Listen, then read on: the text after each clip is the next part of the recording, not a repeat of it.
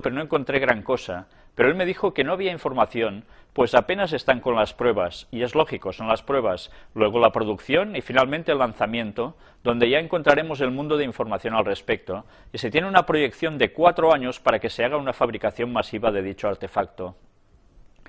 Él estaba todo emocionado contando esta historia al respecto, y dice que él, en cuanto lo hagan, se lo va a implantar. No sabía en ese momento qué decir ni qué pensar, y recordé tanto las conferencias donde decía que la gente lo iba a pedir. Me quedé en shock y creo que a mi esposo le pasó lo mismo, pues él apenas se involucra con la lectura de la Biblia, pero yo le platico de todo lo que oigo en las conferencias y lo que leo con respecto a lo que pasa en el mundo, y creo que me creyó cuando escuchó esto, pues también se quedó muy pensativo. Todo esto va muy rápido, y lo más triste es que la gente de aquí de mi ciudad será de seguro el conejillo de Indias. ¿Creen ustedes que este chip tiene mucho que ver con el Verichip? A lo que a mí respecta, creo que si no se trata casi de lo mismo, será primo del Verichip. Y por lo que veo, van a utilizar los problemas de salud para que la gente lo pida como una mejora. Y Hermosillo tiene muchos problemas de salud, como cáncer, corazón, diabetes, hipertensión. Debido a la gran cantidad de carne que se consume, supuestamente son de las carnes más buenas que hay en el mundo junto con Argentina. Y realmente cuando comía carne podía decir que así era. Pero obvio que les inyectan muchas cosas al ganado para la producción masiva de las mismas y cumplir con los pedidos de exportación, y todos esos químicos después repercuten en nuestro cuerpo. Y aquí todo es carne. Mis amigos nos explican cómo le hago para ser vegetariana en esta ciudad, pero yo abusé de lo mismo y ahora pago mis consecuencias, pues tuve muy buen metabolismo y comí como un hombre siendo una mujer, pero ya mi cuerpo me cobró mi factura.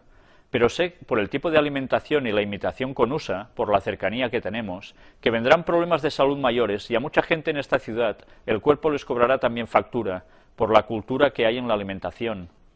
Y pues por lo tanto en la ciudad están muy de moda los triglicéridos y alto colesterol en la gente, por lo que muchos correrán por ese chip. Y también está aquí la fábrica de carne de puerco llamada Norson, por lo que pienso que todo esto es la razón por la que se eligió esta ciudad o este estado, teniendo también en cuenta que estamos a menos de 3 horas de la frontera de Arizona, Estados Unidos, buen punto de exportación del chip.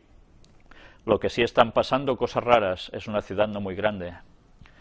Bien, este es el escrito que me ha enviado a mi correo para darme a conocer precisamente que esto está sucediendo en su país, en México, y que ahora veréis qué curiosa relación con una serie de noticias que han salido precisamente hace unos pocos días y que ahora vamos a repasar. El tatuaje que le medirá las constantes vitales. Ingenieros desarrollan una piel electrónica que puede revolucionar el diagnóstico médico. Como veis aquí en la fotografía, nos dice a pie de la foto, la piel electrónica es un sistema ultrafino similar a una calcomanía. Luego veremos un vídeo de esto. Ya veis que está adosado a la piel, lleva un chip, y aquí nos cuenta más o menos para qué sirve. Prácticamente es lo mismo que nos ha venido a decir la carta que antes hemos leído, y en esta otra noticia vemos cómo además el chip ya lleva algo más incorporado, un tatuaje. Evidentemente los tatuajes pueden ser muy distintos, pueden ser totalmente a gusto de quien lo quiera, y así todo el mundo lo llevará y será algo distinto. Bueno, ya hemos visto cómo se nos va poco a poco alimentando la mente de influencias y nos han ido imponiendo de moda el que todo el mundo vaya tatuado. Algo que antes era para gente un poco más de baja alcurnia, ahora se ha transmitido como una moda. Y llevar siempre un tatuaje distinto es significativo de que tú eres distinto. Pues bien, vamos a ver cómo precisamente con esta moda van a ir implantando también los chips para todo lo que ya sabemos.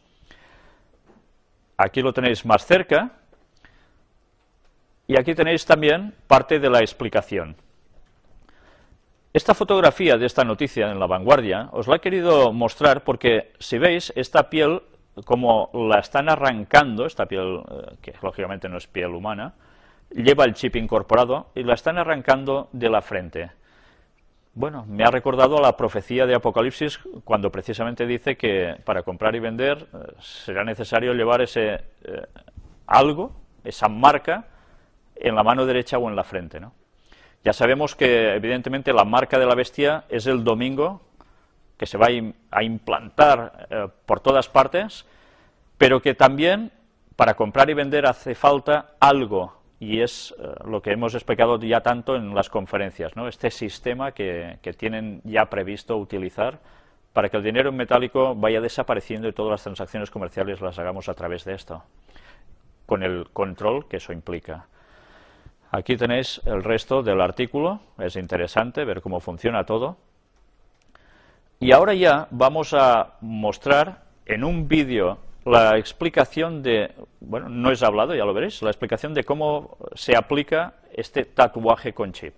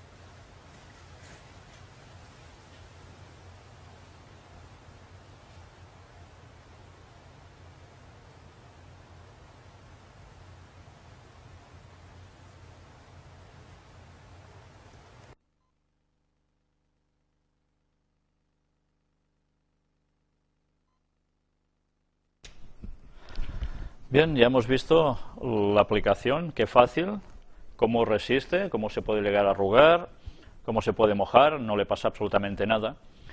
Pues ya nos estamos dando cuenta como poco a poco esto va a ser algo habitual, sobre todo, ya lo veis, entrando por el tema de la salud.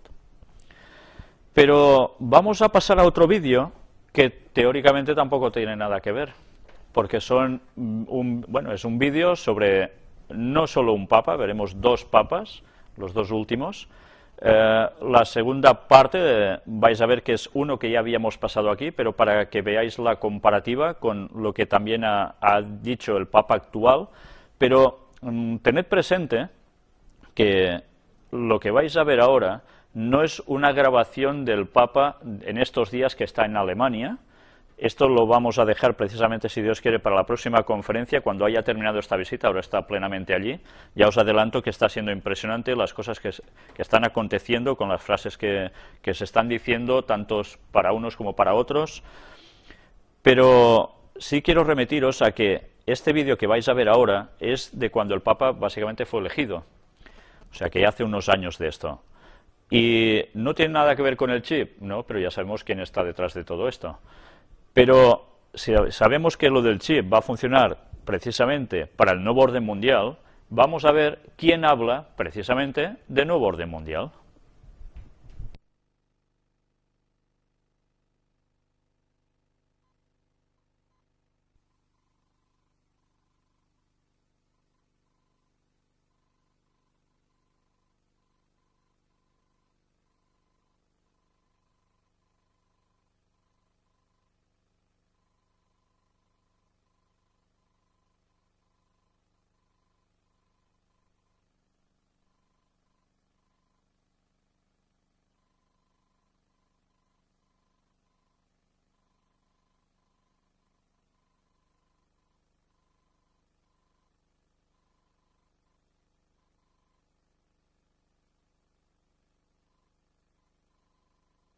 Nell'edificazione di un nuovo ordine mondiale, fondato di un nuovo ordine mondiale, di un nuovo ordine mondiale.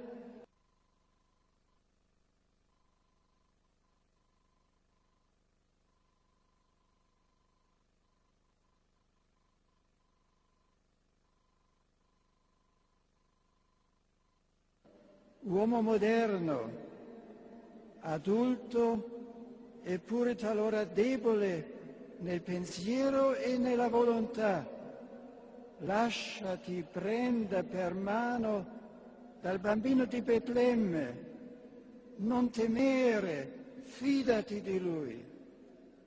La forza vivificante della sua luce ti incoraggia ad impegnarti nell'edificazione di un nuovo ordine mondiale fondato su giusti rapporti etici ed economici. Il suo amore guidi i popoli e ne rischiare la comune coscienza di essere famiglia chiamata a costruire rapporti di fiducia e di vicendevole sostegno.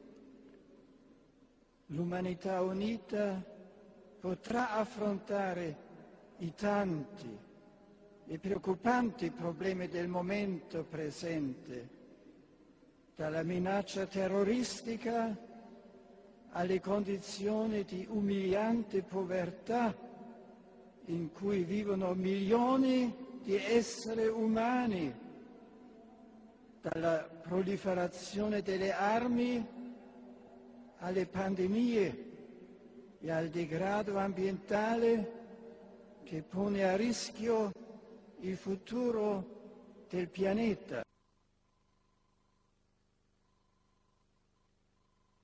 A new world order, a civilization of love can be achieved. May God guide us and bless us as we strive to walk together hand in hand and build together a world of peace.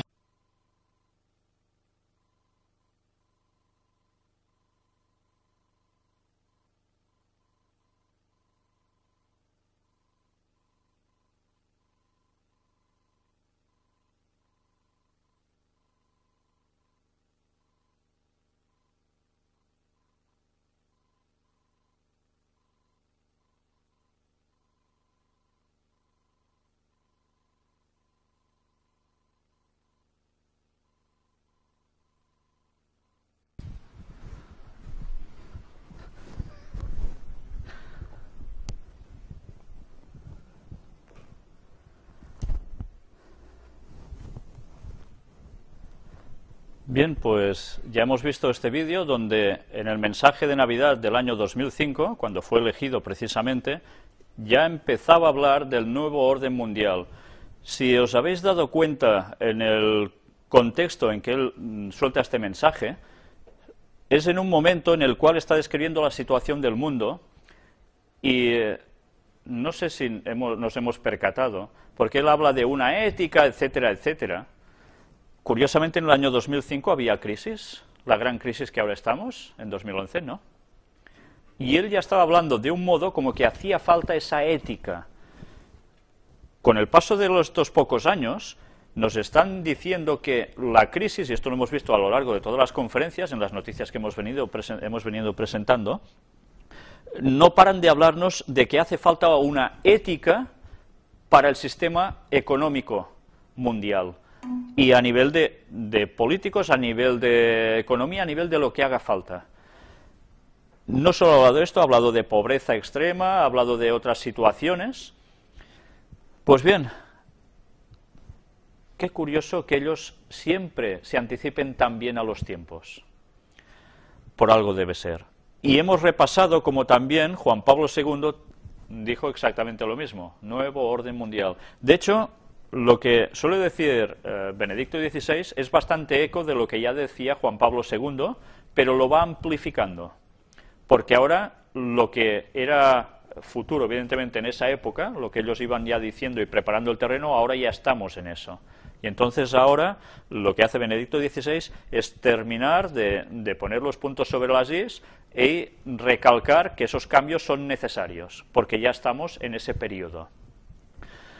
Pues bien, ahora ya no habrá más noticias para pasar. Quería haberos pasado alguna noticia, ha sido imposible por circunstancias, pero sí que en la próxima conferencia, cuando tratemos, si Dios quiere, el tema del Papa en Alemania, vamos a darnos cuenta una vez más de cómo el terreno que han venido preparando con tanto tiempo está teniendo sus frutos y que, aunque haya sido mal recibido en Alemania por ciertos sectores, vamos a ver todo lo que ha acontecido allí. Ha sido bastante importante y aún lo va a ser.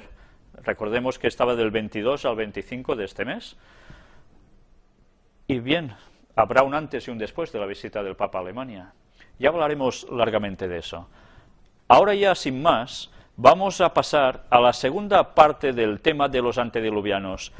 Os advierto que quizás este tema va a durar 2 o 3 conferencias más, no lo sé exactamente, o sea que vais a quedar de antediluvianos hasta el moño, pero vamos a ir viendo todo un proceso que debemos conocer para que luego podamos darnos cuenta de cómo lo que nos enseñan como pretendida ciencia actualmente no lo es del todo, sino que está basado en hipótesis y teorías. Gracias a Dios nosotros hemos ido viendo cómo tanto los escritos bíblicos como los escritos del Espíritu de Profecía en Ellen White no han fallado jamás. Y con eso precisamente ponemos las bases para lo que después en una próxima conferencia iremos mostrando como pruebas de todo esto. Bien, si recordáis, en la conferencia anterior nos quedamos con los escritos de Ellen White. Bien, vamos a seguir con ellos, pero antes quisiera introduciros con un texto en 2 de Pedro, capítulo 2 y versículo 5, donde nos dice: y si no perdonó al mundo antiguo, sino que guardó a Noé, pregonero de justicia, con otras 7 personas, trayendo el diluvio sobre el mundo de los impíos. Esta es la clave de todo. Dios guardó a Noé y a 7 personas más, 8 en total. El diluvio tambaleó la tierra, la transformó a tal modo que el mundo de los impíos desapareció. Pero luego el mundo volvió a las andadas. Vamos ya a entrar en estas citas de Ellen White. Aquí tenéis una foto suya, ya sabéis, de 1827 a 1915, cuando falleció. Y vamos a seguir leyendo del libro que lo dejamos en Patriarcas y Profetas. Os advierto que hoy todo lo que resta de conferencia va a ser precisamente sobre lecturas de ella y que nos va a ir dando detalles importantes de ese mundo antediluviano. Quizás se os puede hacer tedioso porque hay mucha lectura, pero me gustaría que os concentrarais en lo que ella va escribiendo, porque tiene detalles muy importantes y que no solo nos habla, como podíamos esperar, bueno, nos hablará de los antediluvianos en general, sí, ya vamos a ver citas sobre eso, pero vamos a ver también citas sobre ciertos personajes de los que ya hablamos la semana pasada y que vamos a seguir viendo detalles que tienen mucha trascendencia. Recordad que, como luego veremos también, lo que sucedió en el pasado se va a repetir y por eso se quedó registrado, para que nosotros aprendiésemos de la lección, porque si no, vamos a terminar también muy mal. Vamos ya sin más a continuar donde lo dejamos, porque ahora vamos a hablar sobre Enoc. Las Escrituras dicen que Enoc tuvo un hijo a los 65 años. Después anduvo con Dios durante 300 años. En la primera parte de su vida, Enoc había amado y temido a Dios y guardado sus mandamientos. Pertenecía al santo linaje, a los depositarios de la verdadera fe, a los progenitores de la simiente prometida. Recordemos que cuando habla de simiente prometida se está refiriendo a esa promesa de que el mundo no quedaría bajo el mal para siempre, porque aparecería un Redentor, que sería Cristo. ¿Y de dónde procedería Cristo humanamente? ¿De qué linaje? Pues sería precisamente del linaje de Adán, que posteriormente llega hasta Noé, y posteriormente a través de uno de sus hijos, Sem, va pasando generaciones hasta que nace Jesús. Pues bien, él era de los que estaba precisamente, Enoc, con esta parte de la simiente prometida. De labios de Adán había aprendido la triste historia de la caída y las gozosas nuevas de la gracia de Dios contenidas en la promesa, y confiaba en el Redentor que vendría. Pero después del nacimiento de su primer hijo, Enoc alcanzó una experiencia más elevada, fue atraído a más íntima relación con Dios. Es curioso, ¿eh? Él estaba muy unido a Dios, pero cuando tiene su primer hijo, automáticamente su relación con Dios llega a una comprensión más extensa, y eso aún lo une más a Dios. Comprendió más cabalmente sus propias obligaciones y responsabilidades como hijo de Dios. Cuando conoció el amor de su hijo hacia él y la sencilla confianza del niño en su protección, cuando sintió la profunda y anhelante ternura de su corazón hacia su primogénito, aprendió la preciosa lección del maravilloso amor de Dios hacia el hombre, manifestado en la dádiva de su Hijo, y la confianza que los hijos de Dios podían tener en el Padre Celestial. Esta es la gran enseñanza que él sacó, la relación de un padre y un hijo, tan estrecha, y pensar que esto mismo sucedió muchos años después, en la muerte de Cristo. El infinito e inescrutable amor de Dios, manifestado mediante Cristo, se convirtió en el tema de su meditación de día y de noche, y con todo el fervor de su alma trató de manifestar este amor a la gente entre la cual vivía. Esos eran los antediluvianos. El andar de Enoc con Dios no era un arrobamiento o en visión, sino en el cumplimiento de los deberes de su vida diaria. No se aisló de la gente convirtiéndose en ermitaño, pues tenía una obra que hacer para Dios en el mundo. En el seno de la familia y en sus relaciones con los hombres, ora como esposo o padre, ora como amigo o ciudadano, fue firme y constante siervo de Dios. Su corazón estaba en armonía con la voluntad de Dios, pues ¿andarán dos juntos si no estuvieran de concierto?, dice Amós 3:3. Y este santo andar continuó durante 300 años, casi nada. Muchos cristianos serían más fervientes y devotos si supiesen que tienen solo poco tiempo que vivir, o que la venida de Cristo está por suceder. Pero en el caso de Enoc, su fe se fortalecía y su amor se hacía más ardiente a medida que pasaban los siglos. Enoc poseía una mente poderosa, bien cultivada y profundos conocimientos. Bien, a mí esto me lleva a pensar, para estar unido a Dios, Enoc estaba así.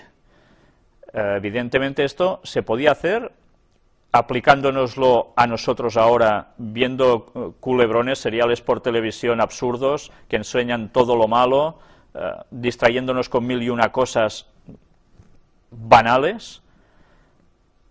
No, nuestra mente se cultiva y nosotros debemos trabajar para eso también. Dios le había honrado con revelaciones especiales. Sin embargo, por el hecho de que estaba en continua comunión con el cielo y reconocía constantemente la grandeza y perfección divinas, fue uno de los hombres más humildes. Cuanto más íntima era su unión con Dios, tanto más profundo era el sentido de su propia debilidad e imperfección. Afligido por la maldad creciente de los impíos, y temiendo que la infidelidad de esos hombres pudiese aminorar su veneración hacia Dios, Enoc eludía el asociarse continuamente con ellos, y pasaba mucho tiempo en la soledad, dedicándose a la meditación y a la oración. Así esperaba ante el Señor, buscando un conocimiento más claro de su voluntad a fin de cumplirla. Para él, la oración era el aliento del alma, vivía en la misma atmósfera del cielo. Pero ya hemos visto que no se aislaba radicalmente siempre como un ermitaño, sino que tenía estos momentos de soledad para estar en comunión con Dios y luego iba y predicaba a los demás. De esto debemos aprender también. Por medio de santos ángeles, Dios reveló a Enoc su propósito de destruir al mundo mediante un diluvio y también le hizo más manifiesto el plan de la redención. Mediante el espíritu de profecía, lo llevó a través de las generaciones que vivirían después del diluvio y le mostró los grandes eventos relacionados con la segunda venida de Cristo y el fin del mundo. Y Jesús aún no había nacido. Y ya se le mostró la segunda venida. Enoc había estado preocupado acerca de los muertos. Le había parecido que los justos y los impíos se convertirían igualmente en polvo y que ese sería su fin. Un razonamiento muy extendido también ahora, ¿no? Todos nos morimos, vamos ahí mismo y ya está. No podía concebir que los justos vivieran más allá de la tumba.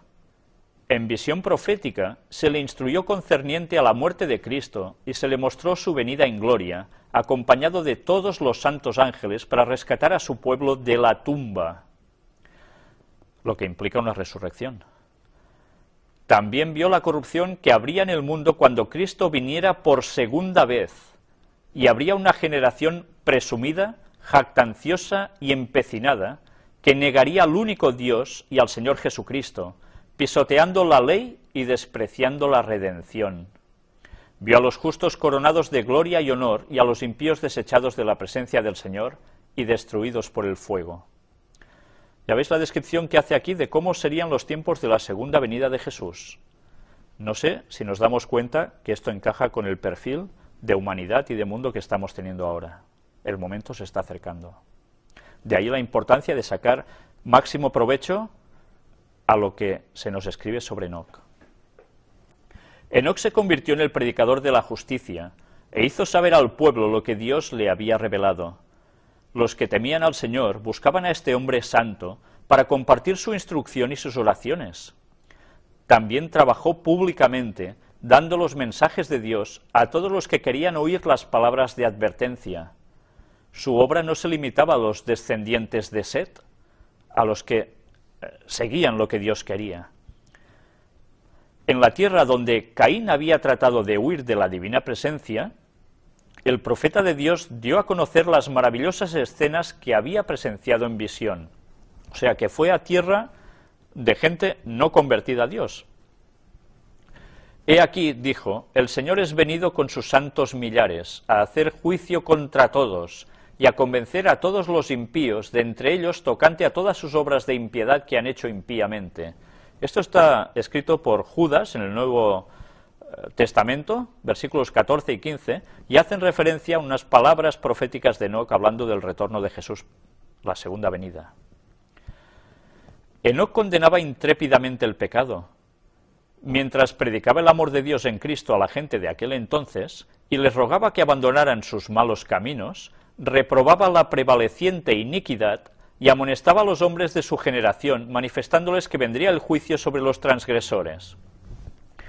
Bien, probad ahora vosotros de hacer lo mismo, saliendo a la calle y hablando a la gente de que están transgrediendo la ley de Dios, que esto no debe ser así, que nada de adulterios, que nada de no sé qué, nada de no sé cuánto.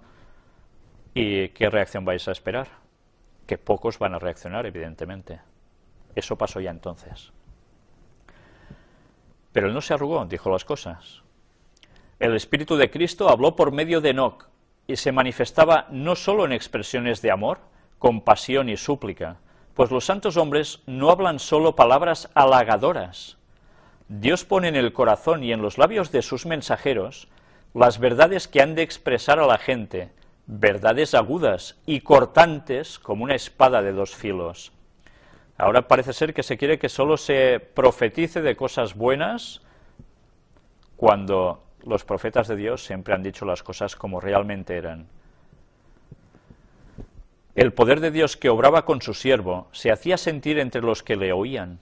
Algunos prestaban oídos a la amonestación y renunciaban a su vida de pecado, pero las multitudes se mofaban del solemne mensaje y seguían más osadamente en sus malos caminos. En los últimos días, los siervos de Dios han de dar al mundo un mensaje parecido, que será recibido también con incredulidad y burla. El mundo antediluviano rechazó las palabras de amonestación del que anduvo con Dios, e igualmente la última generación no prestará atención a las advertencias de los mensajeros del Señor. ¿Os habéis encontrado con esto? Yo sí, probadlo, predicad a la gente. La reacción suele ser incredulidad, burla, pero siempre hay alguien que reacciona. En medio de una vida de activa labor, Enoc mantenía fielmente su comunión con Dios. Cuanto más intensas y urgentes eran sus labores, tanto más constantes y fervorosas eran sus oraciones. Seguía apartándose durante ciertos lapsos de todo trato humano. Después de permanecer algún tiempo entre la gente, trabajando para beneficiarla mediante la instrucción y el ejemplo, se retiraba con el fin de estar solo, para satisfacer su sed y hambre de aquella divina sabiduría que solo Dios puede dar. Y ahora hay gente que no sabe estar sin ver gente, sin tratar con gente. Es curioso, ¿eh? Debemos saber estar en soledad y saber estar en compañía de la gente. Pero nuestros ratos de soledad también tienen que ser con Dios. Manteniéndose así en comunión con Dios, Enoc llegó a reflejar más y más la imagen divina. Tenía el rostro radiante de una santa luz, semejante a la que resplandece del rostro de Jesús.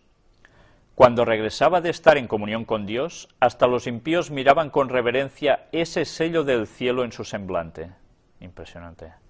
Esto me recuerda un poco cuando Moisés recogió los 10 mandamientos, ¿no? Que él tuvo incluso que cubrir su cara con un velo, porque reflejaba la gloria de Dios. La iniquidad de los hombres había llegado a tal grado que su destrucción quedó decretada. A medida que los años pasaban, crecía más la ola de la culpabilidad humana y se volvían más obscuras las nubes del juicio divino. Con todo, Enoc, el testigo de la fe, perseveró en su camino, amonestando, suplicando, implorando, tratando de rechazar la ola de culpabilidad y detener los dardos de la venganza. Aunque sus amonestaciones eran menospreciadas por el pueblo pecaminoso y amante del placer, tenía el testimonio de la aprobación de Dios y continuó fielmente la lucha contra la iniquidad reinante, hasta que Dios lo trasladó de un mundo de pecado al gozo puro del cielo. Los hombres de aquel entonces se burlaron de la insensatez del que no procuraba acumular oro o plata ni adquirir bienes terrenales. Pero el corazón de Enoc estaba puesto en los tesoros eternos. Había contemplado la ciudad celestial. Había visto al Rey en su gloria en medio de Sión. Su mente, su corazón y su conversación se concentraban en el cielo. Qué contraste con muchos de nosotros, cuando nuestra conversación suele ser fútbol, suele ser cualquier distracción, pero qué difícilmente es concentrarse en el cielo. Cuanto mayor era la iniquidad prevaleciente, tanto más intensa era su nostalgia del hogar de Dios. Mientras estaba aún en la tierra, vivió por la fe en el reino de luz. Bienaventurados los de limpio corazón, porque ellos verán a Dios. Palabras de Jesús en Mateo 5:8. Durante 300 años Enoc buscó la pureza del alma para estar en armonía con el cielo. Durante 3 siglos anduvo con Dios. Día tras día anheló una unión más íntima. Esa comunión se hizo más y más estrecha hasta que Dios lo llevó consigo. Había llegado al umbral del mundo eterno, a un paso de la tierra de los bienaventurados. Se le abrieron los portales y, continuando su andar con Dios, tanto tiempo proseguido en la tierra, entró por las puertas de la santa ciudad. Fue el primero de los hombres que llegó allí. Impresionante, el primero de los hombres que llegó allí. No había habido otro hombre anterior a él que estuviera en el cielo, y él aún sigue allí. La desaparición de Enoc se sintió en la tierra. La voz de instrucción y amonestación que se había escuchado día tras día se echó de menos. Hubo algunos, entre los justos y los impíos, que presenciaron su partida, y con la esperanza de que se le hubiese llevado a uno de sus lugares de retiro, los que le amaban hicieron una diligente búsqueda, así como más tarde los hijos de los profetas buscaron a Elías, pero fue sin resultado. Recordemos que Elías también fue trasladado al cielo. Informaron que no estaba en ninguna parte porque Dios lo había llevado consigo. Mediante la traslación de Enoc, el Señor quiso dar una importante lección. Había peligro de que los hombres cedieran al desaliento debido a los temibles resultados del pecado de Adán. Muchos estaban dispuestos a exclamar: ¿de qué nos sirve haber temido al Señor y guardado sus ordenanzas, ya que una terrible maldición pesa sobre la humanidad y a todos nos espera la muerte? Pero las instrucciones que Dios dio a Adán, repetidas por Set y practicadas por Enoc, despejaron las tinieblas y la tristeza e infundieron al hombre la esperanza de que, como por Adán vino la muerte, por el Redentor prometido vendría la vida y la inmortalidad, o sea, por Jesús. Satanás procuraba inculcar a los hombres la creencia de que no había premio para los justos ni castigo para los impíos, y que era imposible para el hombre obedecer los estatutos divinos. Pero en el caso de Enoc, Dios declara de sí mismo que existe y que es remunerador de los que le buscan. Hebreos 11:6. Revela lo que hará en bien de los que guardan sus mandamientos. A los hombres se les demostró que se puede obedecer la ley de Dios, que aun viviendo entre pecadores corruptos, podían, mediante la gracia de Dios, resistir la tentación y llegar a ser puros y santos. Vieron en su ejemplo la bienaventuranza de esa vida, y su traslación fue una evidencia de la veracidad de su profecía acerca del porvenir que traerá un galardón de felicidad, gloria y vida eterna para los obedientes, y de condenación, pesar y muerte para el transgresor. Por la fe Enoc fue traspuesto para no ver muerte, y antes que fuese traspuesto, tuvo testimonio de haber agradado a Dios. Versículo 5. En medio de un mundo condenado a la destrucción por su iniquidad, Enoc pasó su vida en tan íntima comunión con Dios que no se le permitió caer bajo el poder de la muerte. El piadoso carácter de este profeta representa el estado de santidad que deben alcanzar todos los que serán comprados de entre los de la tierra. Apocalipsis 14:3, en el tiempo de la segunda venida de Cristo. O sea que nos está hablando de los 144.000, esas personas que estarán en pie esperando el retorno de Cristo y serán fieles hasta el final, que no van a ver la muerte y van a ser totalmente fieles a Dios. De eso es representación Enoc. En ese entonces, así como en el mundo antediluviano, prevalecerá la iniquidad.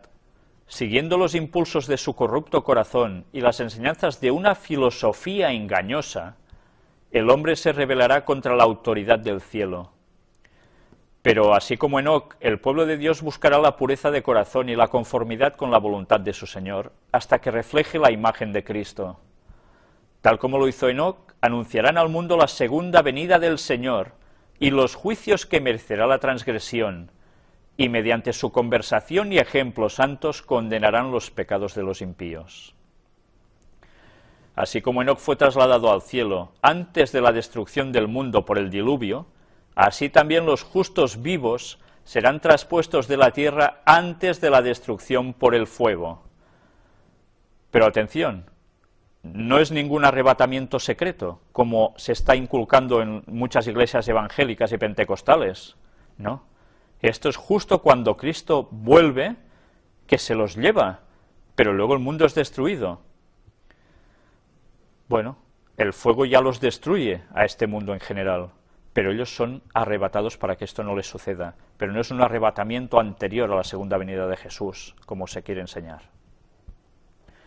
Dice el apóstol: todos ciertamente no dormiremos, mas todos seremos transformados en un momento, en un abrir de ojo, a la final trompeta.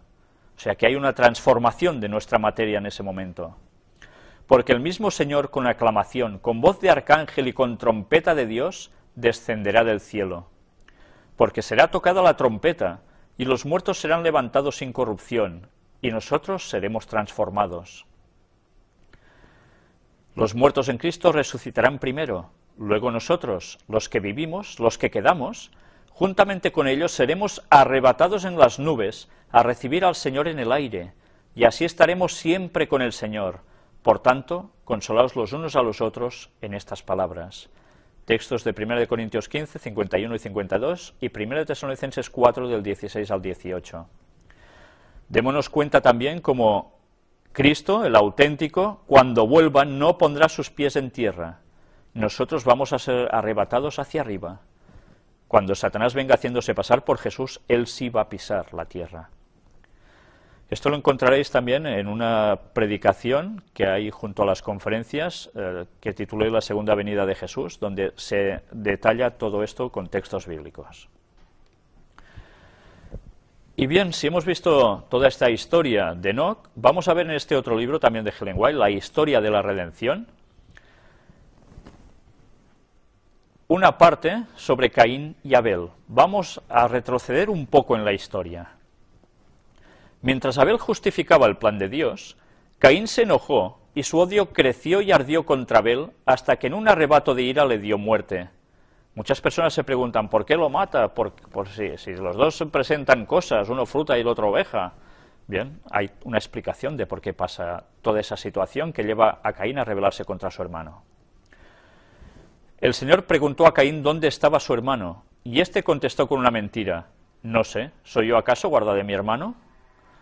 Dios le informó que estaba al tanto de su pecado, que conocía todos sus actos, hasta los pensamientos de su corazón, y le dijo: la voz de la sangre de tu hermano clama a mí desde la tierra. Ahora, pues, maldito seas tú de la tierra, que abrió su boca para recibir de tu mano la sangre de tu hermano. Cuando labres la tierra, no te volverá a dar su fuerza. Errante y extranjero serás en la tierra. La maldición sobre la tierra fue al principio muy leve, pero entonces, después de la muerte de Abel, recayó sobre ella una doble maldición. Caín y Abel representan dos clases de personas: los justos y los impíos, los creyentes y los incrédulos, que debían existir desde la caída del hombre hasta la segunda venida de Cristo. Caín, que mató a su hermano Abel, representa a los impíos que tendrán envidia de los justos y los odiarán porque serían mejores que ellos. Sentirían celos de los justos y los perseguirían y matarían porque sus buenas obras condenarían su conducta pecaminosa. De ahí que cada vez que alguien predica, se suscita oposición, porque normalmente las personas no quieren cambiar, aunque se dan cuenta de que lo que están haciendo no es correcto. Pero ¿qué es mejor para ellos o más fácil? ¿Cambiar su conducta o eliminar al que les dice algo? Pues eso es lo que ha sucedido a lo largo de la historia, y eso es lo que va a volver a suceder, pero de modo cuantioso. La vida de Adán fue una vida de tristeza, humildad y continuo arrepentimiento. Al enseñar a sus hijos y a sus nietos a temer a Jehová, con frecuencia se le reprochó amargamente su pecado, que había causado tanta miseria a su posteridad. Cuando salió del hermoso Edén, el pensamiento de que debía morir lo sacudió de horror. La muerte le pareció una terrible calamidad. Por primera vez se puso en contacto con la tremenda realidad de la muerte en la familia humana cuando su propio hijo Caín asesinó a su hermano Abel. Lleno de amargo remordimiento por causa de su propia transgresión, privado de su hijo Abel, con plena conciencia de que Caín era asesino, y reconociendo la maldición que Dios había pronunciado sobre él, el corazón de Adán se quebrantó de dolor. Con mucha amargura se reprochó su primer gran pecado. Suplicó el perdón de Dios por medio del sacrificio prometido, el de Cristo en la cruz. Sentía profundamente la ira de Dios por el crimen perpetrado en el paraíso. Fue testigo de la corrupción general que finalmente obligó a Dios a destruir a los habitantes de la tierra por medio de un diluvio. La sentencia de muerte que había pronunciado sobre él su hacedor, que al principio le había parecido terrible, después de haber vivido algunos siglos le pareció justa y misericordiosa de parte de Dios, pues ponía fin a una vida miserable. Y ahora nos va a relatar cómo la naturaleza, a raíz del pecado, también cambia. Cuando Adán vio las primeras señales de decadencia en la naturaleza, cuando cayeron las hojas y se marchitaron las flores, se lamentó mucho más de lo que los hombres en la actualidad se lamentan por causa de sus muertos. Todo era perfecto, eso no sucedía, y él vio cómo esto empezaba a producirse. Las flores marchitas no eran la mayor causa de su pena, por ser más tiernas y delicadas, sino los altos, nobles y robustos árboles que perdían sus hojas y se deterioraban. Era para él un preanuncio de la destrucción general de la hermosa naturaleza que Dios había creado para que beneficiara especialmente al hombre. A sus hijos y a los hijos de ellos, hasta la 9ª generación, les describió las perfecciones de su hogar en el Edén, y también su caída y sus terribles resultados, y la carga de pesar que les sobrevino como consecuencia de la escisión que se produjo en su familia y que desembocó en la muerte de Abel. Les mencionó los sufrimientos que Dios había permitido que cayeran sobre él para enseñarle la necesidad de adherirse estrictamente a su ley. Les declaró que el pecado sería castigado en cualquiera de sus manifestaciones. Les suplicó que obedecieran a Dios, quien sería misericordioso con ellos si lo amaban y lo temían. Pero claro, eso implicaba el guardar los mandamientos. Yo me pregunto, ¿cómo aún ahora hay religiosos que se dicen cristianos que aún niegan que la ley deba cumplirse? Porque hemos sido salvados por gracia, la ley ya no pinta nada. ¿Qué forma de tergiversar la palabra de Dios? Los ángeles se comunicaron con Adán después de su caída y le informaron acerca del plan de salvación y de que la raza humana no estaba fuera del alcance de la redención. A pesar de la terrible separación que se había producido entre Dios y el hombre, se había hecho provisión en la ofrenda de su amado Hijo, por medio de quien éste podía ser salvo. Pero su única esperanza era vivir una existencia de humilde arrepentimiento y fe en la provisión hecha. Todos los que aceptaran a Cristo como su único Salvador gozarían de nuevo del favor de Dios por medio de los méritos de su Hijo. Bien, toda esta parte es interesante ver el proceso de cómo todo era perfecto, con la entrada del pecado todo degenera, desde el asesinato entre seres humanos hasta cómo la naturaleza iba perdiendo de lo que fue dotada, sus cualidades, y el dolor terrible pesar que recayó sobre Adán al ver que por su transgresión todo había acontecido así. Él quiso intentar remediar dentro de lo posible el mal que había causado. 9 generaciones pregonando a la gente, ayudando para que se diesen cuenta de que hay que seguir a Dios y guardar su ley. Los resultados fueron relativos. Y ahora vamos a entrar un poco más con Set y Enoc. Set era un personaje respetable y debía ocupar el lugar de Abel en lo que se refiere a la rectitud. Pero era tan hijo de Adán como el pecador Caín, y no había heredado de la naturaleza de éste más bondad natural de la que aquél había recibido. Nació en pecado, pero por la gracia de Dios y al aceptar las fieles instrucciones de la gracia de Dios, y al aceptar las fieles instrucciones de su padre Adán, honró a Dios, pues hizo su voluntad. Se apartó de los descendientes corruptos de Caín, y trabajó, como lo habría hecho Abel si hubiera vivido, para inducir a los pecadores a reverenciar y obedecer al Señor. Vemos aquí una vez más la separación entre Set, sus descendientes, y Caín y los suyos, y los demás que también siguieron la transgresión. Enoc era santo, Sirvió a Dios con corazón indiviso. Se dio cuenta de la corrupción de la familia humana y se apartó de los descendientes de Caín, a quienes reprendió por su gran maldad. Había en la tierra quienes reconocían al Señor, lo temían y lo adoraban.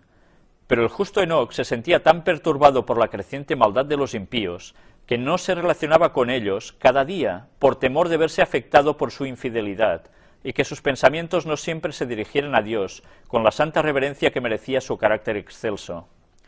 Bueno, esto todos lo sabemos, ¿no? Cuando estamos en contacto con gente que no sigue a Dios y que además algunos tienen una marcada tendencia muy contraria, sus influencias nos afectan y nos perturban. Pues bien, eso ya sucedía entonces y hacían falta esos momentos de retiro para poder tener esa comunión con Dios, para llenarse esas pilas, ¿no?, de espiritualidad que él necesitaba. Su alma se afligía, pues todos los días veía cómo pisoteaban la autoridad divina. Decidió apartarse de ellos y pasar la mayor parte del tiempo en soledad, que dedicaba a la meditación y la oración. Permanecía ante el Señor y oraba para saber su voluntad más perfectamente, de manera que la pudiera cumplir. Dios se comunicaba con Enoc por medio de sus ángeles y le daba sus divinas instrucciones. Le hizo saber que no siempre contendería el hombre en su rebelión, que su propósito era destruir la raza pecadora mediante las aguas de un diluvio que caería sobre la tierra. Ya veis la importancia de la oración. Ahora no teníamos tiempo para nada, y si tenemos tiempo para algo, es para perderlo, para malinvertirlo, en lo que se conoce como el ocio, cuando el cristiano debería tener más contacto con Dios en oración. Es la única forma de llegar a no pecar y de poder transmitir las palabras de Dios con mucha más fuerza a la demás gente para que más reaccionen. El puro y hermoso jardín del Edén, de donde habían sido expulsados nuestros primeros padres, permaneció en la tierra hasta que Dios decidió destruirla por medio del diluvio. Démonos cuenta, el jardín del Edén estaba hasta el momento del diluvio en la tierra, aunque ellos ya no estaban allí, expulsados. El Señor había plantado ese jardín y lo había bendecido de manera especial, y en su maravillosa providencia lo sacó del mundo, y lo devolverá a este más gloriosamente adornado que antes que fuera retirado. Cuando haya la renovación de la creación sobre la tierra, el jardín del Edén volverá a plantarse aquí, y aún lo va a perfeccionar más que antes. O sea que se lo llevó antes del diluvio. El Altísimo se propuso preservar una muestra de la perfección de la creación, libre de la imprecación mediante la cual maldijo la tierra. O sea que el jardín del Edén no se marchitaba para nada, seguía siendo el jardín perfecto, mientras lo otro ya se deterioraba. Eso debería hacer pensar a cualquiera, ¿no? El Señor desplegó más ampliamente ante Enoc el plan de salvación, y por medio del espíritu de profecía, lo condujo a lo largo de las generaciones que vivirían después del diluvio, y le mostró los grandes acontecimientos relacionados con la segunda venida de Cristo y el fin del mundo. Esto os lo vuelvo a leer, porque sabéis que circula un libro muy antiguo que se conoce como el libro de Enoc, y mucha gente cree reconocer en él que era precisamente el Enoc del que estamos hablando el que lo escribió. No, no fue precisamente ese el que lo escribió, es un libro muy posterior, prácticamente de los tiempos de Cristo, aproximadamente. Pero para nada era el auténtico Enoc. Lo que sí ese libro tiene alguna cosa de reminiscencia, de conocimientos que ellos tenían sobre los antiguos, y algo vamos a tratar también sobre él, pero no hoy, precisamente. Bien, como antes ya hemos leído todo el resto, vamos a ver este texto de 1 de Corintios 10, versículo 11. Y estas cosas les acontecieron como ejemplo, y están escritas para amonestarnos a nosotros, a quienes han alcanzado los fines de los siglos. Muchas veces la gente cuando lee la Biblia, la lee como fantasía, como mitología, como historietas, como cosas no reales, que sencillamente se puede llegar a sacar una ligera enseñanza y ya está. No.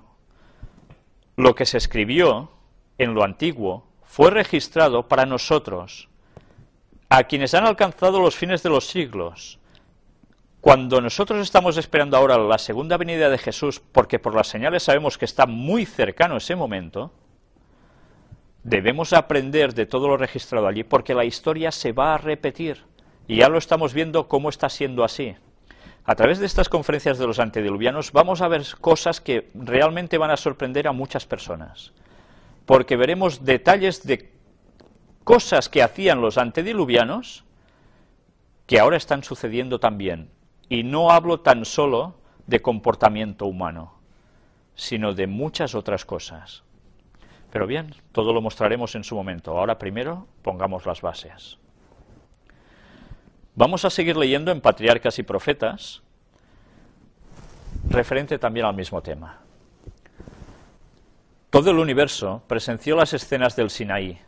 Aquí estamos hablando de una escena muy posterior al diluvio, cuando Moisés recibe los 10 mandamientos. En la actuación de las dos administraciones se vio el contraste entre el gobierno de Dios y el de Satanás.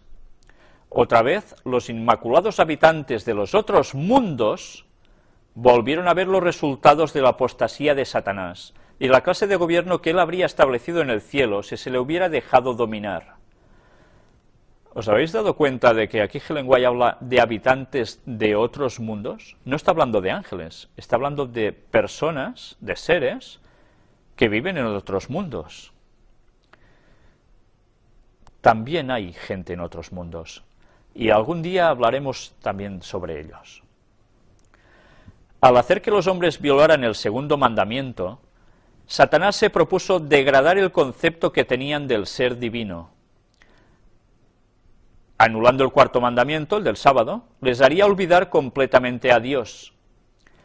El hecho de que Dios demande reverencia y adoración por sobre los dioses paganos se funda en que Él es el creador y que todas las demás criaturas le deben a Él su existencia.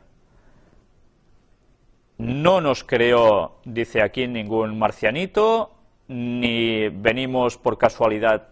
No, no. Le debemos la existencia a nuestro Creador. Así lo presenta la Biblia. Dice el profeta Jeremías: Jehová Dios es la verdad. Él es Dios vivo y Rey eterno. Los dioses que no hicieron los cielos ni la tierra, perezcan de la tierra y de debajo de estos cielos. El que hizo la tierra con su potencia, el que puso en orden el mundo con su saber, y extendió los cielos con su prudencia. Todo hombre se embrutece y le falta ciencia. Avergüéncense de su vaciadizo todo fundidor, porque mentira es su obra de fundición, y no hay espíritu en ellos. Vanidad son, obras de escarnios. En el tiempo de su visitación perecerán. No es como ellos la suerte de Jacob, porque él es el hacedor de todo. Jacob es otra forma de escribir Israel. Y el texto estaba en Jeremías 10, del 10 al 16. Por tanto, adorar imágenes, como hacían los antiguos, no sirve absolutamente de nada. Solo hay un Dios verdadero y a Él se lo debemos todo. El sábado, como recordatorio del poder creador de Dios, le señala a Él como hacedor de los cielos y de la tierra. Por lo tanto, es un testimonio perpetuo de su existencia y un recuerdo de su grandeza, su sabiduría y su amor. Si el sábado se hubiera santificado siempre, jamás habría podido haber ateos ni idólatras. Es evidente, siempre se hubiese recordado el sábado como el día de descanso de una semana creadora de Dios. Si eso se hubiese sido cumpleaños en plan semanal, todo el mundo recordaría ese acontecimiento como algo cierto, no un mito nada más. La institución del sábado, que tiene su origen en el Edén, no cuando se le dan los mandamientos a Moisés, como algunos creen, es tan antigua como el mundo mismo. Ese día fue observado por todos los patriarcas, desde la creación en adelante. Esos eran los del linaje, de la simiente, del que finalmente saldría el Salvador del mundo.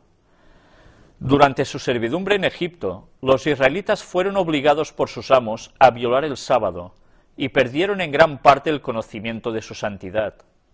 Cuando se proclamó la ley en el Sinaí, las primeras palabras del cuarto mandamiento fueron: acuérdate de santificar el día del sábado, lo cual demuestra que el sábado no se instituyó entonces, se señala su origen haciéndolo remontar a la creación. Para borrar a Dios de la mente de los hombres, Satanás se propuso derribar este gran monumento recordativo. Si pudiera inducir a los hombres a olvidar a su Creador, ya no harían esfuerzos para resistir al poder del mal, y Satanás estaría seguro de su presa. Pues bien, lo han conseguido muy bien, ¿eh? Con el domingo, con la teoría de la evolución, con teorías 1001, todo apunta a lo mismo: olvidar al Creador. Si matamos el sábado, matamos nuestra comunión con Dios. Y esto, lógicamente, ¿quién lo hizo? Los antediluvianos ya funcionaban así. Solo una parte de ellos seguía guardando el sábado, los otros se pusieron a transgredir. Una vez más, la historia se repite. La enemistad de Satanás contra la ley de Dios lo ha incitado a guerrear contra cada precepto del Decálogo. Con el gran principio del amor y la lealtad hacia Dios, el Padre de todos, se relaciona estrechamente el principio del amor y la obediencia a los padres. El despreciar la autoridad de los padres lleva pronto a despreciar la autoridad de Dios. Y así va el mundo. Así se explican los esfuerzos de Satanás por menoscabar la autoridad del quinto mandamiento, el honra a tu padre y a tu madre. Entre los paganos se prestaba poca atención al principio ordenado en este precepto. En muchas naciones se solía abandonar a los padres o darles muerte cuando la vejez los incapacitaba para cuidarse a sí mismos. En la familia se trataba a la madre con poco respeto, y después de la muerte de su esposo se le exigía que se sometiera a la autoridad del hijo mayor. Moisés insistió en la obediencia filial, pero cuando los israelitas se apartaron de Dios, menospreciaron el quinto mandamiento junto con los otros. La historia siempre se repite, y esto evidentemente sucedió en los tiempos de Israel y debió haber sucedido en los tiempos antediluvianos, porque la maldad se acrecienta cuando se desautoriza a los padres. Y ahora por eso entendemos el por qué tantas leyes están saliendo de que cuidado cómo se educa a los niños, porque puedes llegar a ser sancionado. Y no porque maltrates a los niños, sino sencillamente por hacer o decir ciertas cosas de educación. Perdón, vamos a leer aquí. Satanás, homicida ha sido desde el principio, Juan 8:44, y en cuanto tuvo poder sobre los seres humanos, no sólo los incitó a odiarse y matarse mutuamente, sino también a desafiar atrevidamente la autoridad de Dios, hasta el punto de violar el sexto mandamiento como parte de su religión. Merced a los conceptos pervertidos de lo que son los atributos divinos, los paganos fueron inducidos a creer que los sacrificios humanos eran necesarios para obtener el favor de sus dioses, y las crueldades más horribles se han perpetrado bajo diferentes formas de idolatría. Hay personas que cuando leen la Biblia dicen: ¿cómo puede ser que Dios exterminara a pueblos porque sí? Esto es un Dios injusto, es un salvaje. Si esas personas conocieran un poco más sobre la historia de los pueblos antiguos, sabrían que Satanás había ganado hasta tal punto sus mentes que sacrificaban a sus hijos. Y el pueblo de Dios, que debía llevar la santidad hasta la simiente cuando naciera Cristo, estaba viendo involucrado en seguir exactamente lo mismo por el contacto con los paganos. ¿Cómo no debía actuar Dios entonces? ¿Debería permitir que eso fuera así? Si Cristo no venía, no había la salvación para el ser humano. Satanás estaba trabajando en esa línea. Entre estas, se contaba la costumbre de hacer pasar a los hijos por el fuego ante ídolos. Cuando uno de ellos salía ileso de esta prueba del fuego, la gente creía que su ofrenda había sido aceptada. Al niño así librado se le consideraba extraordinariamente favorecido por los dioses. Era colmado de beneficios y después muy estimado, y por graves que fuesen sus crímenes, nunca se le castigaba. Pero si alguno se quemaba al pasar por el fuego, su suerte estaba decidida. Se creía que la ira de los dioses sólo podía satisfacerse quitando la vida a la víctima, y por consiguiente era ofrecida como sacrificio. En épocas de gran apostasía, estas abominaciones prevalecieron hasta cierto grado aún entre los israelitas. También la violación del séptimo mandamiento se practicó antiguamente en nombre de la religión. Los ritos más licenciosos y abominables llegaron a formar parte del culto pagano. Hasta los dioses mismos se representaban como impuros, y sus adoradores daban rienda suelta a las pasiones bajas. Prevalecían vicios contra la naturaleza, y las fiestas religiosas se caracterizaban por una impureza general y pública. Había de todo. Todo lo que podáis llegar a imaginar que no iba en consonancia con lo que Dios quería, eso se hacía. Y el ser humano no cambió. Fue así porque antes del diluvio ya había sido así. La poligamia se practicó desde tiempos muy antiguos. Fue uno de los pecados que trajo la ira de Dios sobre el mundo antediluviano, y sin embargo, después del diluvio esa práctica volvió a extenderse. ¿Os dais cuenta? Ya se llevaba el hacer el mal, antes y después del diluvio. Hizo Satanás un premeditado esfuerzo para corromper la institución del matrimonio, debilitar sus obligaciones y disminuir su santidad, pues no hay forma más segura de borrar la imagen de Dios en el hombre y abrir la puerta a la desgracia y al vicio. Y ahora esto parecen cosas tan banales, ¿verdad? Porque no valoramos los resultados de todo esto. Pues quizás toca que vayamos aprendiendo la lección de los antediluvianos y después del pueblo de Israel, porque la historia ya veis que siempre se repite. Y una vez más, en Patriarcas y Profetas, encontramos todo un capítulo dedicado al diluvio.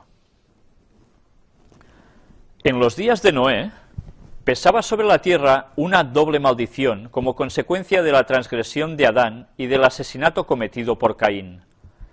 No obstante esta circunstancia, la faz de la naturaleza no había cambiado mucho. Esto quiere decir que ahora es muy distinta como era antes, incluso a los inicios del pecado. Había señales evidentes de decadencia, pero la tierra todavía era bella y rica con los regalos de la providencia de Dios. Las colinas estaban coronadas de majestuosos árboles que sostenían los sarmientos cargados del fruto de la vid. Ya veis que aquí nos está haciendo una descripción gráfica de cómo era el mundo. Las vastas planicies que semejaban jardines estaban vestidas de suave verdor y endulzadas con la fragancia de miles de flores. Los frutos de la tierra eran de una gran variedad y de una abundancia casi ilimitada. Los árboles superaban en tamaño, belleza y perfecta simetría a los más hermosos del presente. La madera era de magnífica fibra y de dura substancia, muy parecida a la piedra, y apenas un poco menos durable que ésta. Además, abundaban el oro, la plata y las piedras preciosas. Si recordáis cuando estuvimos hablando de los descubrimientos del arqueólogo Ron Wyatt, volveremos a hablar sobre ellos más adelante también, pero en una de las partes que tratamos sobre sus descubrimientos, vimos restos de una madera petrificada sobre el arca de Noé. Pues bien, no era de extrañar que cuando gente quiso mirar si eso era piedra o eran troncos de árbol, dudaran de que realmente eso fuera madera. Pero es porque ignoran que los árboles de entonces eran tan sumamente parecidos a la piedra. Más adelante veremos otras citas de Ellen White donde nos habla incluso cómo lo hacían para llegar a cortar la consistencia de estos troncos. El linaje humano aún conservaba mucho de su vigor original. Solo pocas generaciones habían pasado desde que Adán había tenido acceso al árbol que había de prolongar la vida, y la unidad de la existencia del hombre era todavía el siglo.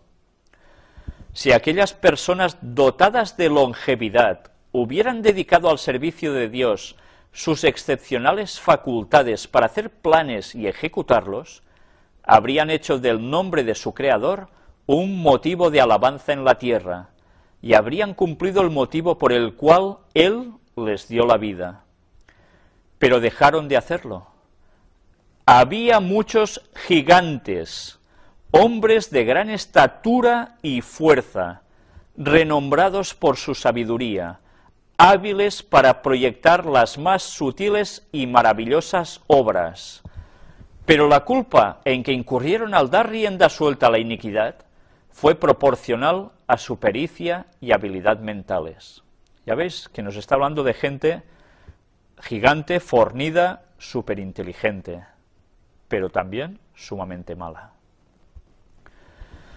Dios otorgó ricos y variados dones a estos antediluvianos, pero los usaron para glorificarse a sí mismos, y los trocaron en maldición, poniendo sus afectos en ellos, más bien que en aquel que se los había dado. A mí esto me recuerda cuando oigo, es que todos somos dioses en el interior, todos somos un dios. Y, ¿sí? Bueno, pues más o menos por ahí van los antediluvianos.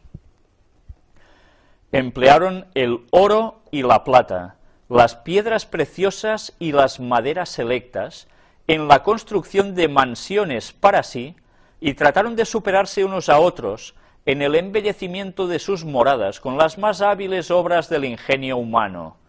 Un poco lo que se está haciendo ahora con los grandes edificios que se proyectan en ciudades de la nada y que cada uno intenta superarse al otro, y que ya vimos una vez en una declaración en las conferencias donde entre ellos compiten para ver quién hace el edificio más impresionante, ¿no? Una vez más, calca de los antediluvianos, pero claro, en versión cutre, en versión mala, porque jamás se va a llegar a lo que ellos hicieron. Solo procuraban satisfacer los deseos de sus orgullosos corazones y se aturdían en escenas de placer y perversidad. No deseando conservar a Dios en su memoria, no tardaron en negar su existencia. Adoraban a la naturaleza en lugar de rendir culto al Dios de la naturaleza. Esto me suena. Glorificaban al ingenio humano, adoraban las obras de sus propias manos y enseñaban a sus hijos a postrarse ante imágenes esculpidas. Eso también me suena. La madre Gaia, ¿eh? Y las esculturas para venerar, bien, lo mismo que antes. Construyeron altares a sus ídolos en los verdes campos y bajo la sombra de hermosos árboles. Bosques extensos que conservaban su follaje siempre verde eran dedicados al culto de dioses falsos. A estos bosques estaban unidos bellos jardines, con largas y sinuosas avenidas adornadas de árboles cargados de frutos y de toda clase de estatuas, todo lo cual estaba provisto de cuanto podía agradar a los sentidos y fomentar los voluptuosos deseos del pueblo, y así inducirlo a participar del culto idólatra. Los hombres eliminaron a Dios de su mente y adoraron las creaciones de su propia imaginación, y como consecuencia se degradaron más y más. El salmista describe el efecto producido por la adoración de ídolos sobre quienes la practican. El Salmo 115:8 nos dice: como ellos son los que los hacen, cualquiera que en ellos confía. Y eso es claro, nosotros si adoramos ciertas cosas nos queremos asemejar a ese nivel, y a ese nivel más o menos llegamos. Si nuestra atención no está dirigida a Dios en su adoración, evidentemente estará cosas que son creación, no creador, por tanto nuestro nivel va a quedar bajo. Es una ley del espíritu humano que nos hacemos semejantes a lo que contemplamos. Bien, aquí ahora lo explica ella. El hombre no se elevará más allá de sus conceptos acerca de la verdad, la pureza y la santidad. Si el espíritu no sube nunca más arriba que el nivel humano, si no se eleva mediante la fe para comprender la sabiduría y el amor infinitos, el hombre irá hundiéndose cada vez más. Los adoradores de falsos dioses revestían a sus deidades de cualidades y pasiones humanas, y rebajaban así sus normas de carácter a la semejanza de la humanidad pecaminosa. Como resultado lógico, se corrompieron.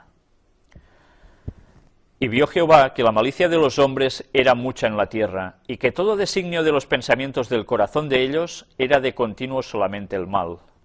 Y corrompióse la tierra delante de Dios, y estaba la tierra llena de violencia. Génesis 6, 5 y 11. Dios había dado a los hombres sus mandamientos como norma de vida, pero su ley fue quebrantada, y como resultado cometieron todos los pecados concebibles. La impiedad de los hombres fue manifiesta y osada, la justicia fue pisoteada en el polvo, y las lamentaciones de los oprimidos ascendieron hasta el cielo. La poligamia había sido introducida desde temprano contra la divina voluntad manifestada en el principio. Y todos recordamos que hay un texto en Génesis donde ya aparece. El Señor dio a Adán una mujer, revelando así sus órdenes. Pero después de la caída, los hombres prefirieron seguir sus deseos pecaminosos y, como resultado, aumentaron rápidamente los delitos y la desgracia. No se respetaba el vínculo matrimonial ni los derechos de propiedad. Cualquiera que codiciaba las mujeres o los bienes de su prójimo, los tomaba por la fuerza, y los hombres se regocijaban en sus hechos de violencia, haciendo alardes encima. Gozaban matando los animales, y el consumo de la carne como alimento los volvía aún más crueles y sedientos de sangre, hasta que llegaron a considerar la vida humana con sorprendente indiferencia.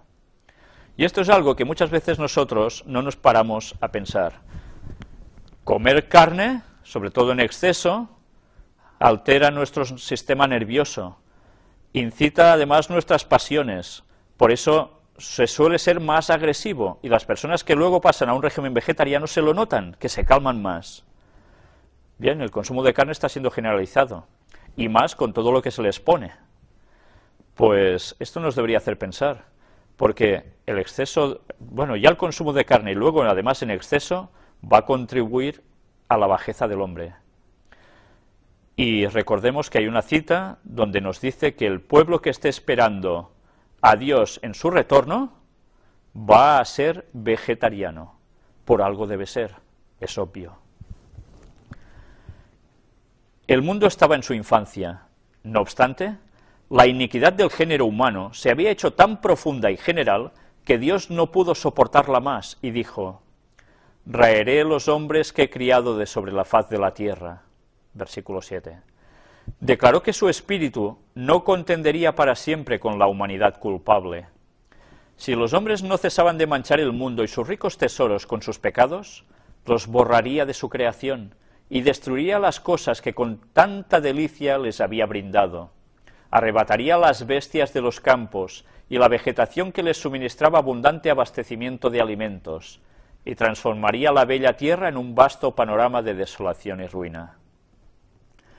En medio de la corrupción reinante, Matusalén, Noé y muchos más trabajaron para conservar el conocimiento del verdadero Dios y para detener la ola del mal. 120 años antes del diluvio, el Señor, mediante un santo ángel, comunicó a Noé su propósito y le ordenó que construyese un arca. Mientras la construía, había de predicar que Dios iba a traer sobre la tierra un diluvio para destruir a los impíos. Los que creyesen en el mensaje y se preparasen para ese acontecimiento mediante el arrepentimiento y la reforma, obtendrían perdón y serían salvos. Enoc había repetido a sus hijos lo que Dios le había manifestado tocante al diluvio, y Matusalén y sus hijos, que alcanzaron a oír las prédicas de Noé, le ayudaron en la construcción del arca. No era Noé solo trabajando. A veces nos imaginamos al pobre Noé y sus pocos parientes dándole al martillo. No. Había más gente con él, y entre ellos estaban los que hemos citado ahora.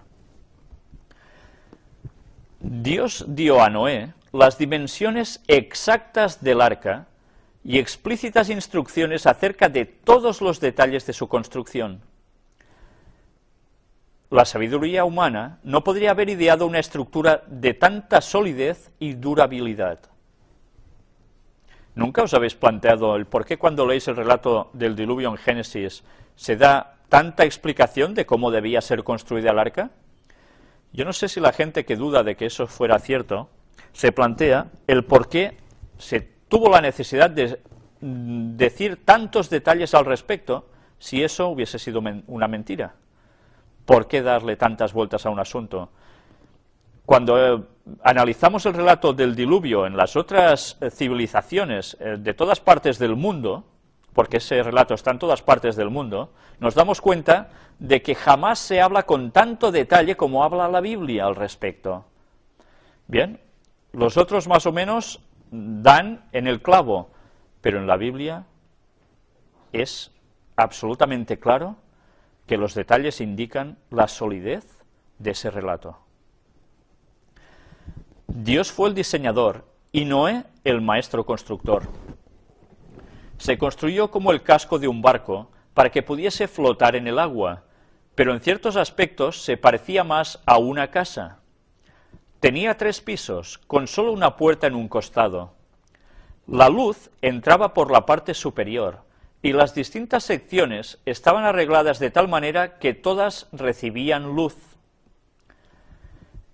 En la construcción del arca se empleó madera de ciprés que duraría cientos de años. Más adelante, ahora que hemos hablado de la luz, vamos a ver cómo había algo más que luz natural dentro del arca. Pero eso ya lo veremos en su momento. De momento aquí lo que vemos es que de luz exterior se recogía y también se distribuía por las estancias. En la construcción del arca se empleó madera de ciprés que duraría cientos de años. La construcción de esta estructura fue un proceso lento y trabajoso. A pesar de la gran fuerza que poseían los hombres de aquel entonces, debido al gran tamaño de los árboles y la naturaleza de la madera, se necesitaba mucho más tiempo que ahora para prepararla. Se hizo todo lo humanamente posible para que la obra resultase perfecta. Sin embargo, el arca de por sí no hubiera podido soportar la tempestad que había de venir sobre la tierra. Solo Dios podía guardar a sus siervos de las aguas borrascosas. La mano de Dios debía estar con ellos. Por la fe, Noé, habiendo recibido respuesta de cosas que aún no se veían, con temor aparejó el arca en que su casa se salvase, por la cual fe condenó al mundo y fue hecho heredero de la justicia que es por la fe. Hebreos 11:7. Paralelismo con nosotros. Se nos da órdenes de qué debemos hacer, dónde debemos vivir, qué debemos decir, cómo debemos prepararnos. Él para el diluvio, nosotros para el fuego consumidor de Dios. Mientras Noé daba al mundo su mensaje de amonestación, sus obras demostraban su sinceridad. Así se perfeccionó y manifestó su fe. Dio al mundo el ejemplo de creer exactamente lo que Dios dice. Todo lo que poseía lo invirtió en el arca. Cuando empezó a construir aquel inmenso barco en tierra seca, multitudes vinieron de todos los rumbos a ver aquella extraña escena y a oír las palabras serias y fervientes de aquel singular predicador. Cada martillazo dado en la construcción del arca era un testimonio para la gente. Cada clock para ellos debía ser, ostras, este hombre cree en lo que está diciendo. ¿Será verdad lo que dice? Y luego debían analizar ellos. Pues bien, nosotros debemos hacer lo mismo. Él era un ejemplo en su vida, nosotros también debemos serlo. Y si hay algo que debemos cambiar, hagámoslo ya. Al principio, pareció que muchos recibirían la advertencia. Sin embargo, no se volvieron a Dios con verdadero arrepentimiento. Ya veis, vinieron de todas partes del mundo, porque estaban extendidos ya por todo el planeta. Bien, fueron allí y ¿qué consiguieron con eso? No quisieron renunciar a sus pecados. Durante el tiempo que precedió al diluvio, su fe fue probada, pero ellos no resistieron esa prueba. Vencidos por la incredulidad reinante, se unieron a sus antiguos camaradas para rechazar el solemne mensaje. Si había algunos que tenían dudas y bueno, vamos a oír y tal. Luego ya se encargaron los otros de quitarles esa semilla del Evangelio. Algunos estaban profundamente convencidos y hubieran atendido la amonestación, pero eran tantos los que se mofaban y los ridiculizaban que terminaron por participar del mismo espíritu, resistieron a las invitaciones de la misericordia y pronto se hallaron entre los más atrevidos e insolentes burladores. Pues nadie es tan desenfrenado, ni se hunde tanto en el pecado como los que una vez conocieron la luz, pero resistieron al espíritu que convence de pecado. No sé si vosotros habéis pasado por esta experiencia. Predicar, personas oír, algunos de ellos darse cuenta de que todo es verdad, pero al estar en contacto con los demás, vuelven a caer en lo que los otros quieren, la mofa, el ridículo, y se añaden a ellos. Y luego estos se vuelven los más encarnizados opositores. Pues la historia siempre es igual. El ser humano no ha cambiado después de 6.000 años de historia. Por eso debemos aprender. No todos los hombres de aquella generación eran idólatras en el sentido estricto de la palabra. Muchos profesaban ser adoradores de Dios. Alegaban que sus ídolos eran imágenes de la deidad y que por su medio el pueblo podía formarse una concepción más clara del ser divino. ¿No recuerda esto al catolicismo, acaso? Haciendo imágenes de Jesús, etcétera, etcétera. Esta clase sobresalía en el menosprecio del mensaje de Noé. Al tratar de representar a Dios mediante objetos materiales, cegaron sus mentes en lo que respectaba a la majestad y al poder del Creador. Dejaron de comprender la santidad de su carácter y la naturaleza sagrada e inmutable de sus requerimientos. A medida que el pecado se generalizaba, les parecía cada vez menos grave y terminaron por declarar que la ley divina ya no estaba en vigor, que era contrario al carácter de Dios castigar la transgresión, y negaron que sus juicios se harían sentir en la tierra. No pasará nada, ¿eh? Lo típico. Siempre la vida va siguiendo, historias. ¿Y Dios cómo va a castigar? Dios, si es tan bueno y si existe, ¿cómo va a...? Bueno. Si los hombres de aquella generación hubieran obedecido la ley divina, habrían reconocido la voz de Dios en la amonestación de su siervo. Pero al rechazar la luz, sus mentes se habían vuelto tan ciegas que creyeron de veras que el mensaje de Noé era un engaño. O sea, se llegaron a convencer de que era un engaño. No fueron las multitudes o las mayorías las que se colocaron de parte de lo justo. El mundo se puso contra la justicia y las leyes de Dios, y Noé fue considerado fanático. Satanás, al tentar a Eva para que desobedeciese a Dios, le dijo: no moriréis. Génesis 3:4. Grandes hombres del mundo, honrados y sabios, repitieron lo mismo. Las amenazas de Dios, dijeron, tienen por fin intimidarnos y nunca se realizarán. No debéis alarmaros. Nunca se producirá la destrucción de la tierra por el Dios que la hizo, ni el castigo de los seres que Él creó. Podéis estar tranquilos, no temáis. No es un descabellado fanático. Bien, no sé si lo sabéis, pero estas son las reacciones del mundo actual cuando se está diciendo de que las señales apuntan que Jesús va a volver. Pero no solo de las gentes comunes, sino también de gentes religiosas. Recordemos que para muchos creyentes el mundo no va a terminar con la segunda venida de Jesús, sino que a partir de allí salen o surgen 1000 años de paz en la tierra. Y se dicen cristianos. Bien, pueden ser cristianos, pero si son cristianos engañados, deberán buscar para darse cuenta de cuál es la verdad, porque si no, harán lo mismo que hicieron los antediluvianos una vez más. El mundo se reía de la locura del iluso anciano. En vez de humillar sus corazones ante Dios, persistieron en su desobediencia e impiedad, como si Dios no les hubiera hablado por su siervo. Pero Noé se mantuvo como una roca en medio de la tempestad. Rodeado por el desdén y el ridículo popular, se distinguió por su santa integridad y por su inconmovible fidelidad. Sus palabras iban acompañadas de poder, pues eran la voz de Dios que hablaba a los hombres por medio de su siervo. Ojalá Dios actúe igual a través nuestro, ojalá. su relación con Dios le comunicaba la fuerza del poder infinito, mientras que durante 120 años su voz solemne anunció a oídos de aquella generación acontecimientos que, en cuanto podía juzgar la sabiduría humana, estaban fuera de toda posibilidad. Y ahora nos dicen lo mismo. ¿Cómo va a venir Jesús? Pues bien, todo va a volver a acontecer.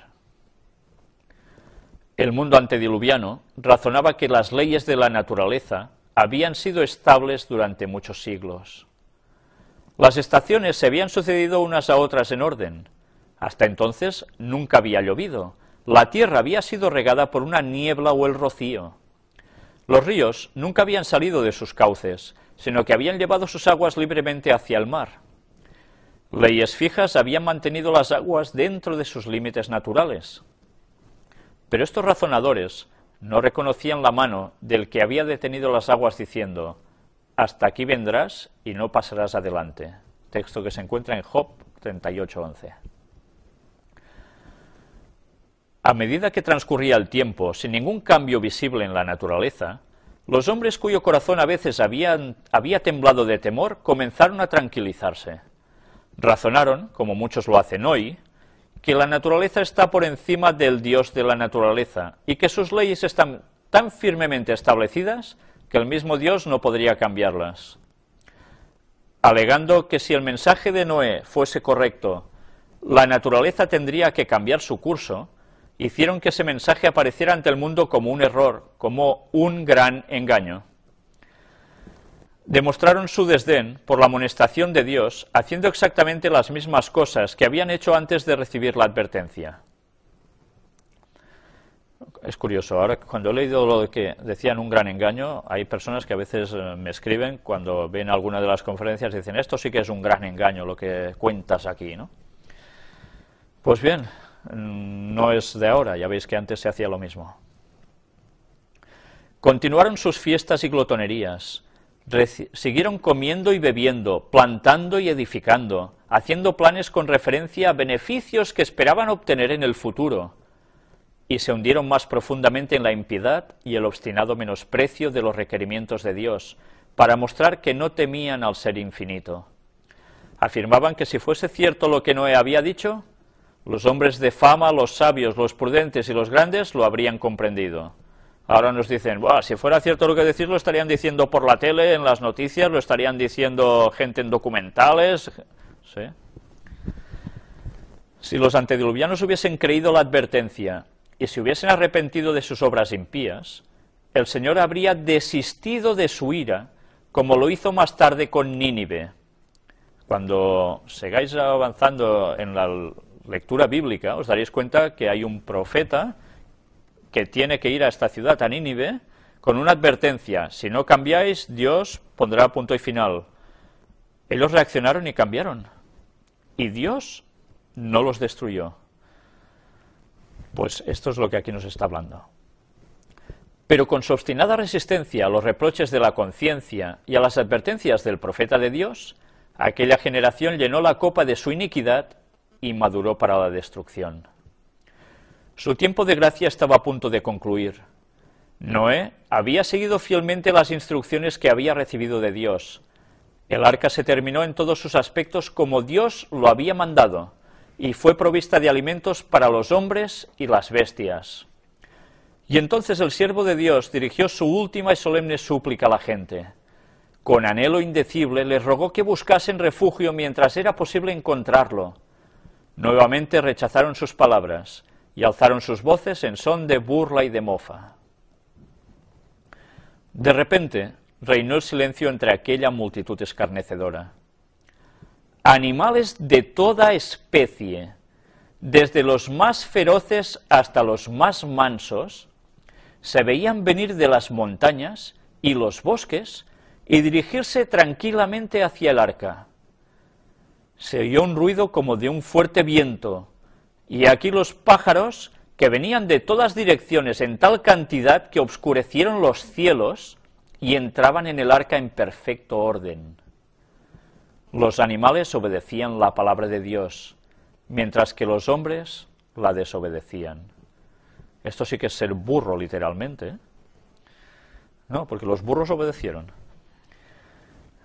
Dirigidos por santos ángeles, de 2 en 2 entraron a Noé en el arca, y los animales limpios de 7 en 7. Génesis 7, versículos 9 y 2. Vaya escena, ¿eh? Ver que los animales, sin ir guiados por nadie visualmente, se acercan y entran en perfecto orden. Curioso también que de los animales limpios, los que no son declarados inmundos en la Biblia, entran de 7 en 7. No de 2 en 2 como los otros, para que hubiese más. Y además ya sabéis que el 7 es el número de la perfección divina. Por tanto, lo que entraba era perfecto. Y lo que saldría de allí sería perfecto. El mundo miraba maravillado, algunos hasta con temor. Llamaron a los filósofos para que explicasen aquel singular suceso, pero fue en vano. Ya había filósofos entonces, ¿eh? Era un misterio que no podían comprender, pero los corazones de los hombres se habían endurecido tanto al rechazar obstinadamente la luz, que aún esta escena les produjo solo una impresión pasajera. La raza condenada contemplaba el sol en toda su gloria, y la tierra revestida casi de la belleza del Edén, y ahuyentó sus crecientes temores mediante ruidosas diversiones. ¿Os suena de algo esto también ahora? Venga, mucha marcha, ¿eh? Mucha discoteca, mucha música, mucho lo que sea, ¿eh? Y así, olvidémonos de razonar y aceptar a Dios. ¿Y eso qué pasó? Y ahuyentó sus crecientes temores mediante ruidosas diversiones y mediante actos de violencia pareció atraer sobre sí la ya despierta ira de Dios. Todas estas cosas que llevan a la violencia. Dios mandó a Noé: entra tú y toda tu casa en el arca, porque a ti he visto justo delante de mí en esta generación. Génesis 7:1. Las advertencias de Noé habían sido rechazadas por el mundo, pero su influencia y su ejemplo habían sido una bendición para su familia. Como premio por su fidelidad e integridad, Dios salvó con él a todos los miembros de su familia. ¡Qué estímulo para la fidelidad de los padres! No sé si os percatáis de lo que está diciendo aquí. Gracias a Noé, su influjo pudo salvar a su familia. Nosotros debemos hacer lo mismo. Y cuidado, porque esto no nos está refiriendo que precisamente los familiares de Noé fueran todos ultraconversos. ¿Por qué constato esto? ¿Qué pasó después del diluvio? ¿Cuántos de los hijos de Noé siguieron en los caminos de Dios? De 3, solo 1. Y por eso la historia volvió a ser como antes. La misericordia dejó de suplicar a la raza culpable. Las bestias de los campos y las aves del aire habían entrado en su refugio. Noé y su familia estaban en el arca y Jehová le cerró la puerta. Versículo 16. No la cerró él, la cerró Jehová. Se vio un relámpago deslumbrante y una nube de gloria más vívida que el relámpago descendió del cielo para cernerse ante la entrada del arca. Casi nada. La maciza puerta, que no podían cerrar los que estaban dentro, fue puesta lentamente en su sitio por manos invisibles. Noé quedó adentro y los que habían desechado la misericordia de Dios quedaron afuera. El sello del cielo fue puesto sobre la puerta. Dios la había cerrado y solo Dios podía abrirla. El sello de Dios fue puesto sobre la puerta. Eso quería decir su salvación. El sello de Dios en el último tiempo se pondrá sobre ¿quién? Para ser salvo. Sobre los que observen el sábado como día de reposo. Los otros van a recibir la marca de la bestia por seguir el dictamen del domingo. Una vez más, los paralelismos están. La salvación es cuando se está con Dios. Asimismo, cuando Cristo deje de interceder por los hombres culpables, antes de su venida en las nubes del cielo, la puerta de la misericordia será cerrada. Entonces la gracia divina ya no refrenará más a los impíos, y Satanás tendrá dominio absoluto sobre los que hayan rechazado la misericordia divina.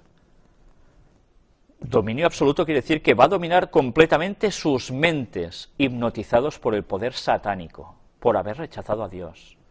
Van a ser todo menos humanos de verdad, se volverán como demonios. Pugnarán ellos por destruir al pueblo de Dios, pero así como Noé fue guardado en el arca, los justos serán escudados por el poder divino. Esta es una gran promesa. Durante 7 días después que Noé y su familia hubieron entrado en el arca, no aparecieron señales de la inminente tempestad. No sé si veis la situación. 7 días desde que se cierra la puerta y Noé queda dentro. Y los otros, ¿pero qué hacen? Uy, ¿están cerrados dentro? Bueno, a ver si pasa enseguida esto que él decía. Pero claro, empiezan a pasar los días. La mofa irían creciendo. El pitorreo sería absoluto. Su prueba de fe iba a ser total. Podían haber llegado a dudar incluso. Pero no lo hicieron. Permaneció allí. Curiosamente, una vez más, ¿cuántos días? 7. El 7 siempre presente cuando son cosas de Dios. Durante ese tiempo se probó su fe. Fue un momento de triunfo para el mundo exterior. La aparente tardanza confirmaba la creencia de que el mensaje de Noé era un error y que el diluvio no ocurriría. A pesar de las solemnes escenas que habían presenciado, al ver cómo las bestias y las aves entraban en el arca y el ángel de Dios cerraba la puerta, continuaron las burlas y orgías, y hasta se mofaron los hombres de las manifiestas señales del poder de Dios. O sea que lo estaban celebrando, vamos. Se reunieron en multitudes alrededor del arca para ridiculizar a sus ocupantes con una audacia violenta que no se habían atrevido a manifestar antes. No sé, yo me imagino qué harían aparte de todo lo que aquí nos explicaba. Pues lógicamente si había una audacia violenta, algo deberían arremeter contra el arca, ¿no? Menos mal que estaba construida de lo que estaba construida, que si no. Pero al 8º día, obscuros nubarrones cubrieron los cielos, y comenzó el estallido de los truenos y el centellear de los relámpagos. Pronto grandes gotas de agua comenzaron a caer. Nunca había presenciado el mundo cosa semejante, y el temor se apoderó del corazón de los hombres. Todos se preguntaban secretamente, ¿será posible que Noé tuviera razón y que el mundo se halle condenado a la destrucción? Pero se lo preguntaban secretamente, ¿eh? Ni querer reconocerlo aún querían. El cielo se oscurecía cada vez más, y la lluvia caía más aprisa. Las bestias rondaban presas de terror, y sus discordantes aullidos parecían lamentar su propio destino y la suerte del hombre. Entonces fueron rotas todas las fuentes del grande abismo, y las cataratas de los cielos fueron abiertas. Versículo 11. Y esto es lo que explicamos en la conferencia anterior. ¿Qué sucedió? El agua se veía caer de las nubes cual enormes cataratas. Los ríos se salieron de madre, inundaron los valles. Torrentes de aguas brotaban de la tierra con fuerza indescriptible, arrojando al aire a centenares de pies macizas rocas que al caer se sepultaban profundamente en el suelo. La nota nos dice cada 100 pies equivalen a 30 metros y medio. Casi nada, cómo deberían salir despedidas estas rocas. Con lo cual ya estamos viendo que la superficie de la tierra iba a cambiar. La gente presenció primeramente la destrucción de las obras de sus manos. Esto es interesante, ¿eh? Lo primero que iba a ser destruido era lo que ellos construyeron, lo que ellos hicieron. Sus espléndidos edificios, sus bellos jardines y alamedas donde habían colocado sus ídolos, fueron destruidos por los rayos y sus escombros fueron diseminados. Los altares donde habían ofrecido sacrificios humanos, ¿veis lo que antes os decía cómo acontecía después en el Sinaí? Pues ellos también lo habían hecho. Los altares donde habían ofrecido sacrificios humanos fueron destruidos, y los adoradores temblaron ante el poder del Dios viviente, y comprendieron que había sido su corrupción e idolatría lo que había provocado su destrucción. Esto mismo sucederá al final. A medida que la violencia de la tempestad aumentaba, árboles, edificios, rocas y tierra eran lanzados en todas direcciones. Vaya caos. El terror de los hombres y los animales era indescriptible. Por encima del rugido de la tempestad, podían escucharse los lamentos de un pueblo que había despreciado la autoridad de Dios. Atención a esto. El mismo Satanás, obligado a permanecer en medio de los revueltos elementos, temió por su propia existencia. Impresionante, ¿eh? Un ser espiritual, y ante ese cataclismo de tan enorme magnitud, hasta temió por su existencia. Se había deleitado en dominar tan poderosa raza, y deseaba que los hombres viviesen para que siguieran practicando sus abominaciones y rebelándose contra el Rey del cielo. Ahora lanzaba maldiciones contra Dios, culpándolo de injusticia y de crueldad. Lo mismo que se dice cuando algo se destruye, ¿no? Muchos, como Satanás, blasfemaban contra Dios, y si hubiesen podido, le habrían arrojado del trono de su poder. Otros, locos de terror, extendían las manos hacia el arca, implorando que les permitieran entrar. Pero sus súplicas fueron vanas. Su conciencia despertó, por fin, y se convencieron de que hay en los cielos un Dios que lo gobierna todo. Le invocaron con fervor, pero los oídos del Creador no escuchaban sus súplicas. ¿Por qué? Podemos decir, pues entonces sí que es injusto Dios, ¿no? Porque esas súplicas provenían por temor a la muerte, a la desaparición. Pero si esas personas hubiesen seguido, si Dios hubiese parado en esos momentos todo, sus corazones no habrían cambiado. Recordemos cuando hablamos del tema de la Nueva Jerusalén, cuando hablamos del tema de Orión. Se van a postrar ante Dios antes de ser destruidos, pero sus corazones no cambian. Por eso es necesario terminar lo empezado, por duro que sea, y por ajeno a la voluntad de Dios.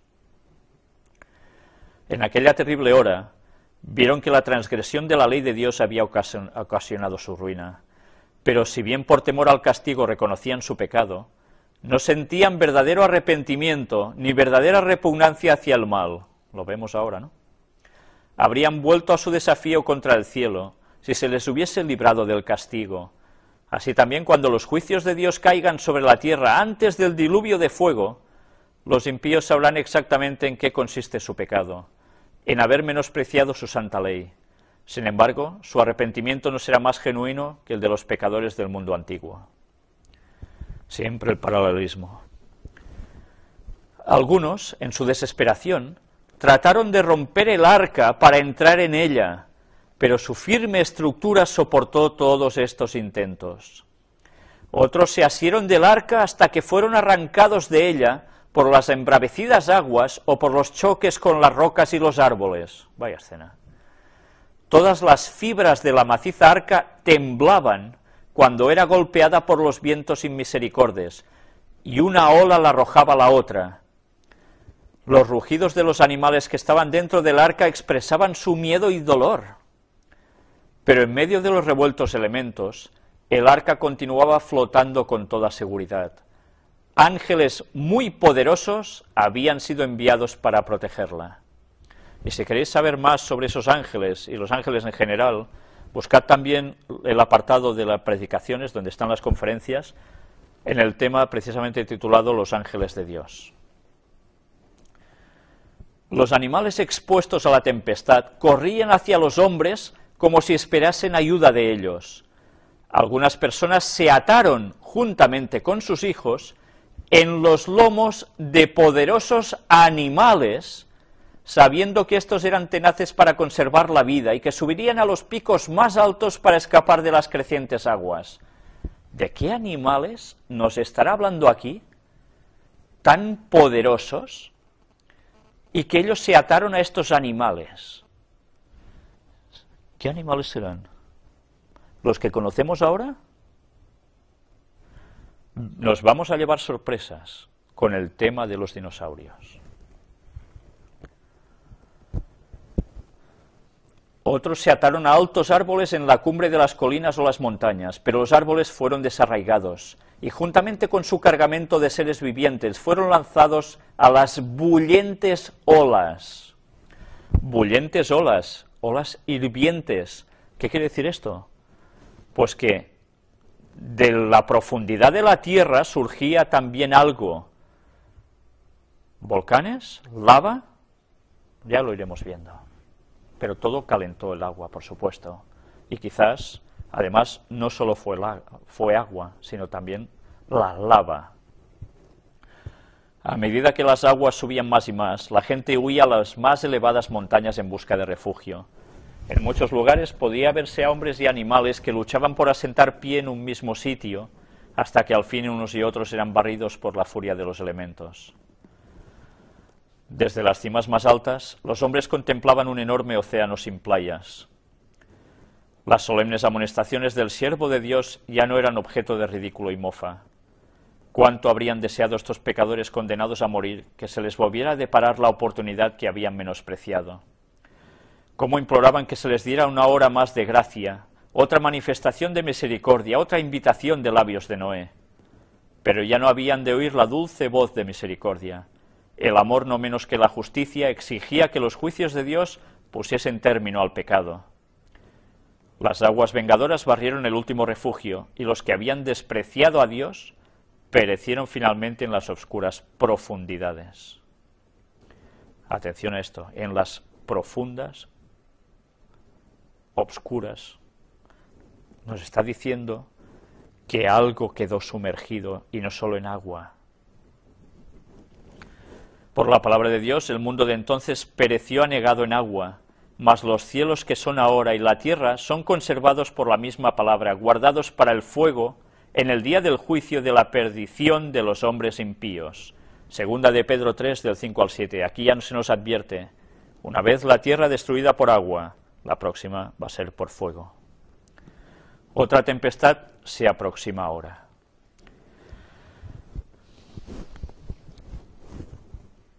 La tierra será otra vez barrida por la asoladora ira de Dios, y el pecado y los pecadores serán destruidos.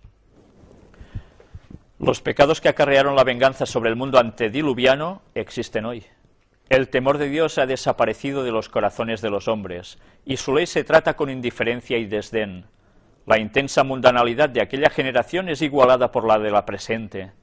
Cristo dijo: porque como en los días antes del diluvio estaban comiendo y bebiendo, casándose y dando en casamiento, hasta el día que Noé entró en el arca, y no conocieron hasta que vino el diluvio y llevó a todos, así será también la venida del Hijo del Hombre. Mateo 24, 38 y 39. Aquí nos está dando a entender que cuando Cristo vuelva, va a haber una situación como la que estamos viviendo ahora. Pero hay otros textos que aún nos terminan de ampliar unos detalles importantes que ya iremos viendo. Dios no condenó a los antediluvianos porque comían y bebían.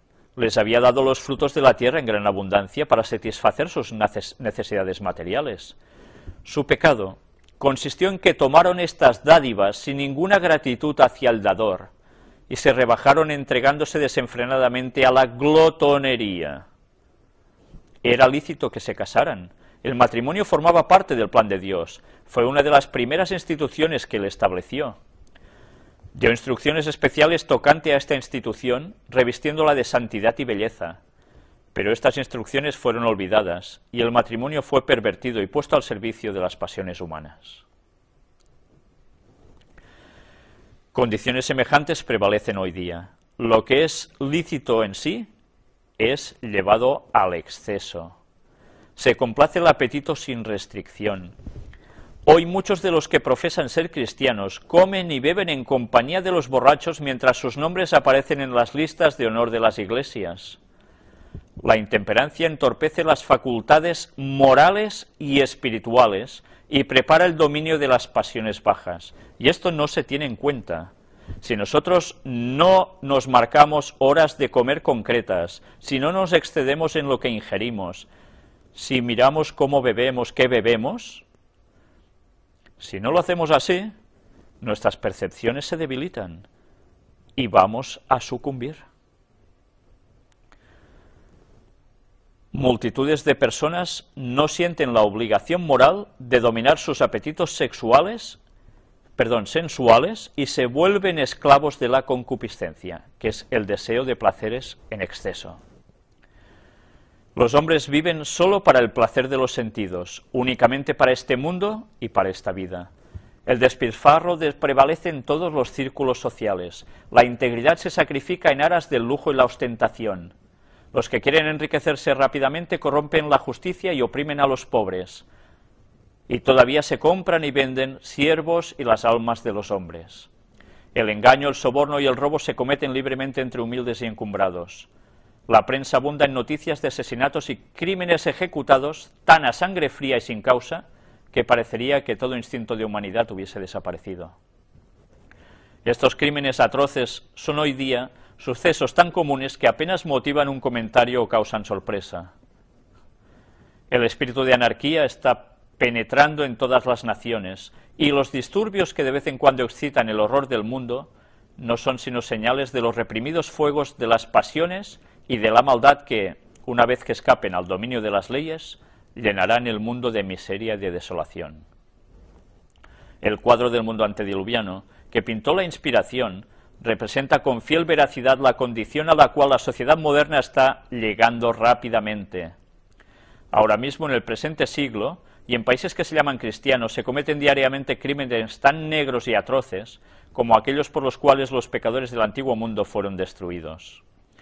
Antes del diluvio, Dios mandó a Noé que diese aviso al mundo para que los hombres fuesen llevados al arrepentimiento y para que así escapasen a la destrucción. A medida que se aproxima el momento de la segunda venida de Cristo, el Señor envía a sus siervos al mundo con una amonestación para que los hombres se preparen para ese gran acontecimiento.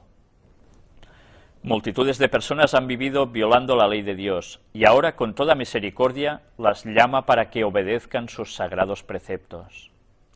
A todos los que abandonen sus pecados mediante el arrepentimiento para con Dios y la fe en Cristo, se les ofrece perdón. Pero muchos creen que renunciar al pecado es hacer un sacrificio demasiado grande.